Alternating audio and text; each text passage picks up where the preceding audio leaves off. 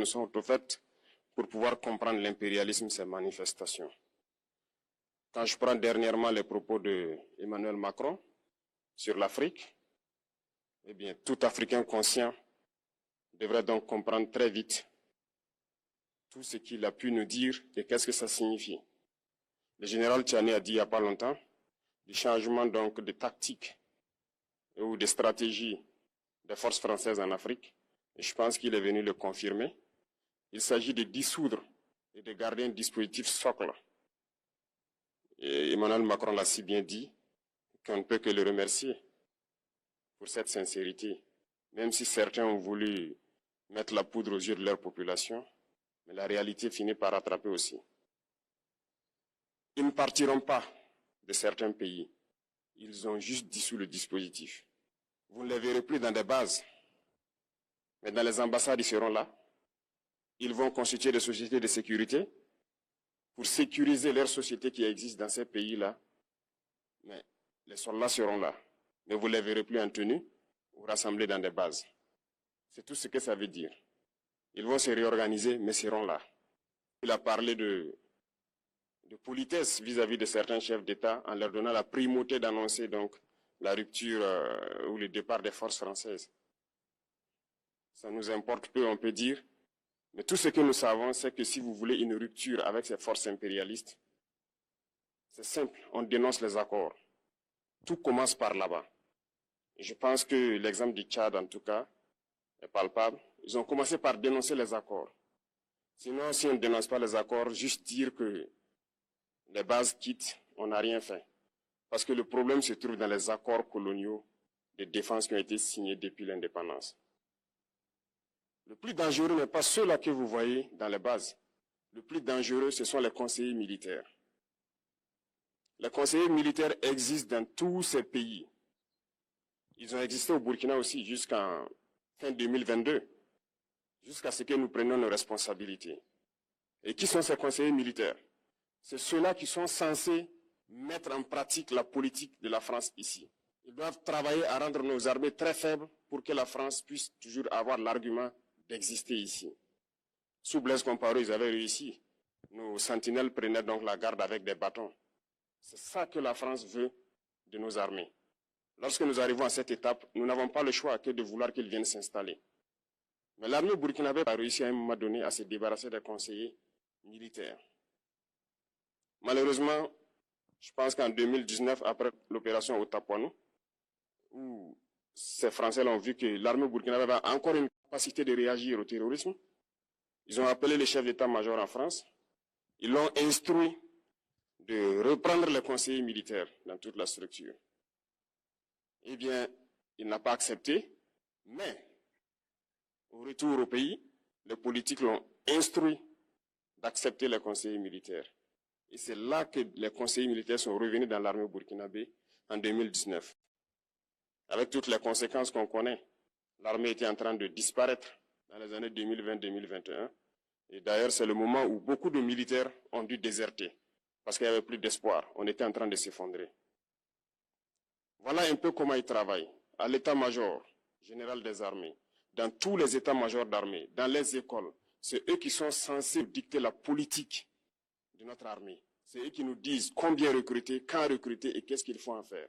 Ils sont dans les écoles pour nous dire comment il faut les former et ainsi de suite.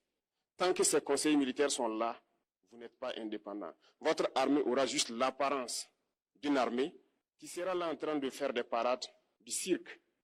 Mais lorsque viendra la guerre, vous vous rendrez compte que la parade, c'est une chose, mais la guerre, c'est une autre chose.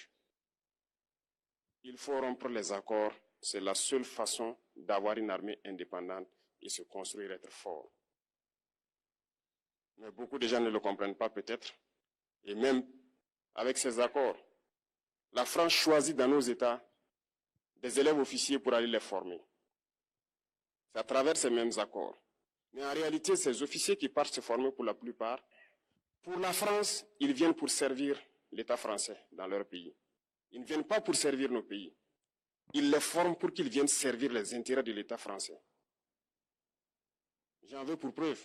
Lorsque nous nous sommes révoltés, beaucoup d'officiers au Burkina qui ont été formés en France ont été immédiatement contactés pour leur dire que c'est le moment de se mettre en action parce que vous avez été formés pour ça, pour servir les intérêts de la France. La plupart de ces officiers nous ont rendu compte, nous avons pris acte et nous continuons de suivre. Lorsque un officier formé en France arrive dans son pays et par malheur meurt soit par accident ou bien sur le champ de bataille, en France, il y a une nuit d'hommage aux morts dans l'armée, comme partout ailleurs. À la nuit d'hommage aux morts, on cite le nom de l'officier en question et on dit « mort pour la France ». Il ne le forme pas pour servir son pays, il le forme pour servir leur État. Et dans beaucoup d'États africains, il y en a plein de ces officiers. Combien sont patriotes, Dieu le sait. C'est une leçon que Emmanuel Macron a donnée encore aux chefs d'État africains, de se rattraper et de pouvoir vraiment mener cette lutte contre l'impérialisme. Mais en plus de ça, il a aussi insulté tous les Africains dans ses propos. Il y a une partie qui a retenu mon attention, là où il parlait d'ingratitude. Et que l'ingratitude est une maladie non transmissible aux humains. Lui, il est humain, notre ingratitude n'est pas transmissible à lui. Voilà comment ce monsieur voit l'Afrique, voit les Africains. Nous ne sommes pas des humains à ses yeux. Peut-être que c'est lui qui n'est pas humain, il ne se met pas dans la classe des humains. Mais s'il y a bien un ingrat, c'est bien lui. Je pense que s'il n'est pas athée et qu'il prie, à chaque matin qu'il se réveille et qu'il prie, il devrait aussi prier les Africains. Parce que c'est grâce à nos ancêtres qu'il existe aujourd'hui une France. Il devra nous prier. À ses yeux, nous ne devons pas être des humains, nous sommes plus que des humains.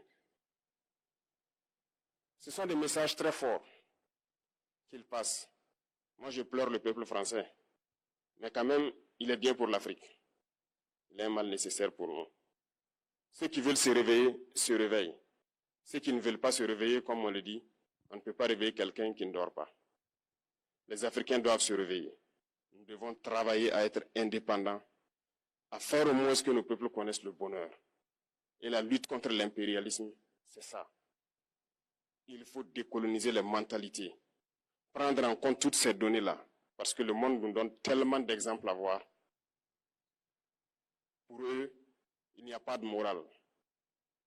Ils peuvent vous désigner aujourd'hui terroriste, mais demain, vous êtes un héros, par leur simple bouche. Ils décident de ce qu'ils font. Ils parlent de démocratie, mais ils se font eux-mêmes des coups d'État constitutionnels entre eux. Ils parlent des droits de l'homme, mais ils déciment des populations ailleurs. L'Africain doit se réveiller, l'Afrique doit se réveiller. Et le combat contre l'impérialisme est permanent. Et je vous invite à incorporer ce combat, à travailler en sorte que nous soyons réellement indépendants, que nous soyons autosuffisants et que nous puissions nous développer, connaître le bonheur, ce à quoi notre peuple aspire. Merci, je vous souhaite une très bonne journée, une très bonne semaine et une très bonne année. Et que, à la fin de cette année 2025, en faisant la rétrospective, nous devrons nous dire que nous avons apporté un grand plus à notre nation. Merci beaucoup à tous, que Dieu vous bénisse et que Dieu protège notre chère patrie. La patrie ou la mort, nous vaincrons.